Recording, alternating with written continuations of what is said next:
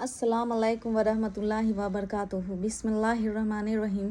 الحمدللہ والصلاۃ والسلام علی رسول اللہ وعلی آلہ وصحبہ اجمعین، اما بعد۔ بسم اللہ۔ نیک انسان کو قبر میں ایک کھڑکی کھولی جائے گی۔ نیک انسان کو قبر میں دکھایا جائے گا۔ کیا دکھایا جائے گا؟ نیک انسان کو کھڑکی کھول کر دکھایا جائے گا کہ دیکھو، جنت کی کھڑکی دکھائی جائے گی اور جہنم کی بتائی جائے گی۔ فرسٹ جہنم کی بتائی جائے گی، یہ وہ چیز ہے جس سے تیرے رب نے بچا لیا ہے۔ فرشتے دکھائیں گے انہیں کھڑکیاں کھول کر اور بولیں گے کہ دیکھو، اس سے یہ ایسی جگہ ہے جس سے اللہ نے تمہیں بچا لیا۔ مطلب جہنم کا دروازہ تھا تو اللہ پاک نے انہیں بچا لیے، تو وہی بتایا جا رہا ہے کہ جہنم کا دروازہ تمہارے لیے دکھایا جا رہا ہے کہ ایسا ہے، اور جنت کا دروازہ بھی ان کو دکھایا گیا جس سے تیرے رب نے بچا لیا۔ وہ بندہ سن کر خوش ہو جاتا ہے اور شکر کرتا ہے اللہ کا۔ اور ایک کھڑکی کھولی جائے گی جنت کی، اور بتایا جائے گا کہ یہ تیرا مقام ہے۔ جنت میں وہ روح مچل اٹھے گی اور وہ فرشتے کہیں گے کہ فرشتوں، مجھے مہلت دے دو، میں جا کر اپنے رشتہ داروں کو بتا کر آتی ہوں۔ تو یہ میرے رب نے نیک کام کرنے کی وجہ سے دیا ہے۔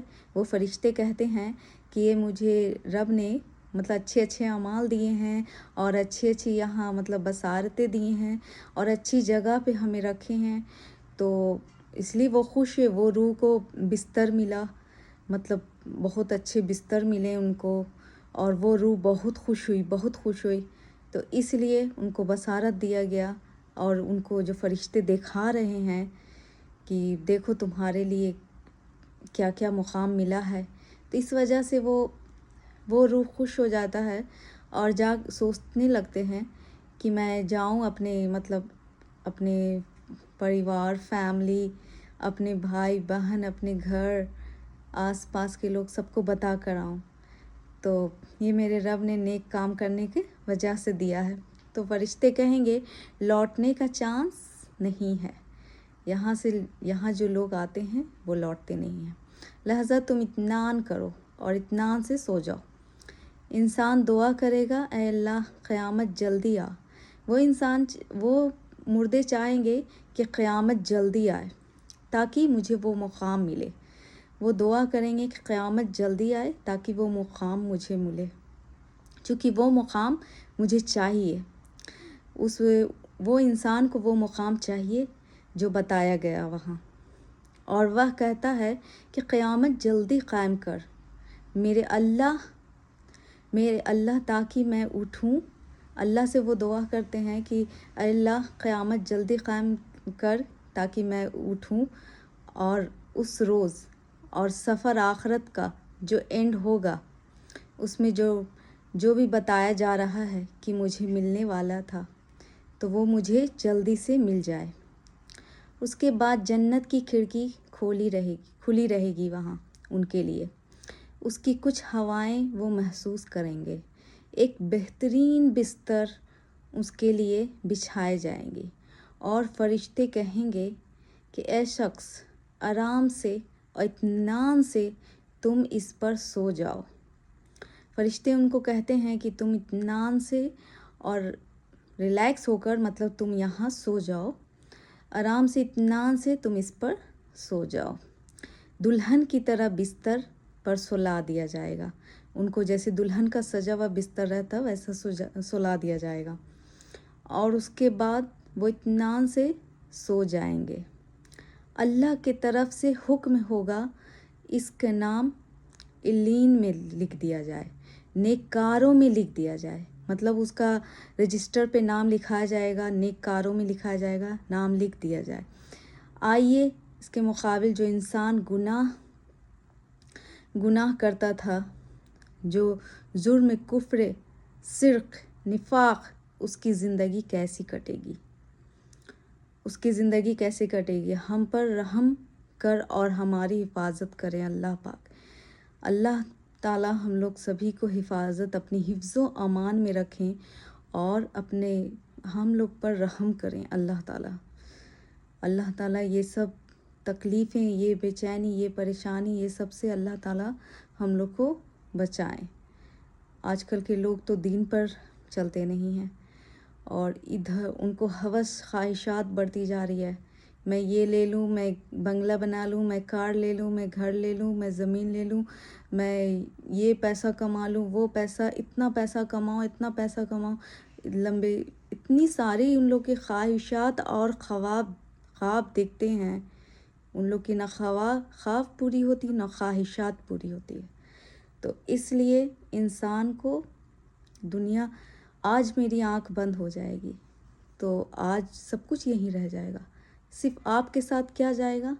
آپ کی اعمال جائے گی۔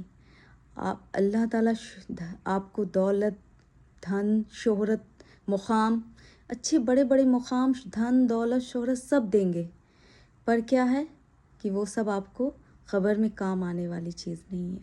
قبر میں کام صرف وہی آتی ہے جو آپ کا کیا ہوا دنیا میں اعمال رہتا ہے۔ تو آپ اعمال اچھا کریں گے تو انشاءاللہ آپ کو نیک کاروں میں آپ کے رجسٹر پہ نام لکھا جائے گا۔ تو آپ اچھی اعمال کریں، اچھا کام کریں، تو دنیا میں اس کا آخرت کا سٹارٹ کیسے ہوتا ہے؟ اللہ رب العزت ہم پر رحم کریں اور ہماری حفاظت کریں۔ بہت خطرناک سفر ہے، بہت خطرناک سفر ہے، استغفر اللہ، بہت سخت سفر ہے۔ ایک جو گناہ گار انسان ہوتا ہے، اس کے بعد فرشتے اس کا روح نکالنے آ جاتے ہیں، تو وہ روح کہتی ہے ہمیں مہلت دے دیا جائے، چھوٹ دیا جائے۔ فرشتے بولتے ہیں کہ نہیں، فرشتے بولتے ہیں کہ نہیں۔ اس کے بعد فرشتے وہاں جاتے ہیں، گھٹیا صورت کی بری صورتوں میں آتے ہیں اور انتہا بدبودار ٹاٹ کا کفن لے کر آتے ہیں ان کے لیے۔ جو انسان یہ ایمان نہیں لائے گا، جو کافر ہوگا، جو انسان اپنا کفر کرے گا، جو انسان شرک کرے گا، جو انسان دین اسلام سے غافل رہے گا، تو اس کو کیا ملنے والا ہے؟ اس کو وہی ایک مقام ملے گا۔ جو انسان وہاں چاہتا ہے کہ کفر اور شرک تو اتنی بری چیز ہے کہ شرک کبھی نہیں کرنا چاہیے۔ شرک کرنے سے انسان کو ہمیشہ، جو شرک کر کے جس کا ڈیتھ ہو گیا، جو مر گیا، تو اس کو اللہ تعالیٰ ہمیشہ کے لیے جہنم میں ڈال دیتے ہیں۔ تو اس لیے شرک نہیں کرنا چاہیے۔ ایک اس کے لیے کفن لاتے ہیں اور لا کر کے پھر اس میں پہلے تو اس روح کو نکالنے کی کوشش کرتے ہیں، پر وہ روح نکلنے کا نام نہیں لیتی ہے۔ بہت مشکل سے، بہت تکلیفوں سے وہ روح نکلتی ہے۔ فرشتے روح نکال کر کے تھک جاتے ہیں، پھر روح آتی ہے، پھر روح چلی جاتی ہے۔ تو اس لیے کافروں کا سزا تو خیر جہنم ہے، لیکن وہی اس کے اعمال سے بتایا جا رہا ہے کہ مطلب روح کیسے نکالی جا رہی تھی اور کتنی تکلیفوں سے۔